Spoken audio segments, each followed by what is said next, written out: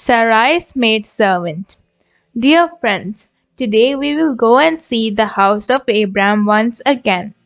Abram was 75 years old when he left Haran, right? Now few more years have passed. Don't you remember that God said that he would make Abram's offspring like the dust of the earth? But till now Abram had no children, and Abram was very sad about that. One day Abram said to God with grief and distress, I do not have any child, and the heir of my house is my servant Eliezer of Damascus. And the Lord said to him, He shall not be your heir, your very own son shall be your heir. And the Lord brought him outside and said, Look toward heaven and number the stars if you are able to number them. So shall your offspring be. Thus the Lord strengthened him, and Abram believed in God. But even after many years he did not have any children. So Sarai gave him another solution. Abram obeyed Sarai and married Hagar, Sarai's Egyptian maid. In a short while Hagar conceived. When she saw that she conceived, she despised her mistress.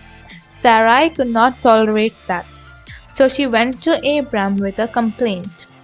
And Abram said to her, Behold, your servant is in your hands. Do to her as you please. Then Sarai dealt harshly with Hagar. Unable to bear the harshness, she fled from Sarai. The angel of the Lord found her by the spring on the way to Shur, and asked her, Where are you going? I'm fleeing from my mistress Sarai, she said. But the angel said to her, Return to your mistress and submit to her.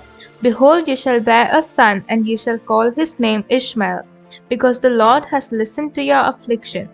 So she returned to Sarai. After some time she bore a son to Abram, and they named him Ishmael. At that time Abram was 86 years old. When Abram was 99 years old, the Lord spoke to him again. You shall be the father of a multitude of nations. No longer shall your name be called Abram, but your name shall be Abraham. Then the Lord blessed Sarai and said, I will give you a son, and from him the kings of nations shall come. And he changed her name to Sarah.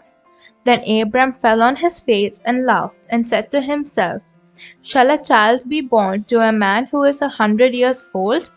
Shall Sarah, who is 90 years old, bear a child? And Abram said to God, Oh, that Ishmael might live before you. God said, No, but Sarah your wife shall bear you a son, and you shall call his name Isaac. I will establish my covenant with him as an everlasting covenant for his offspring after him. And Sarah shall give birth to him this time next year. Is there anything impossible for God? With man it is impossible, but with God all things are possible.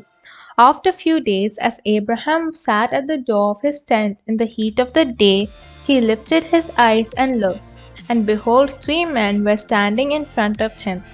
When he saw them, he ran to welcome them and offered them food to eat. We will see who these men were and why they were there in the next story. God bless you.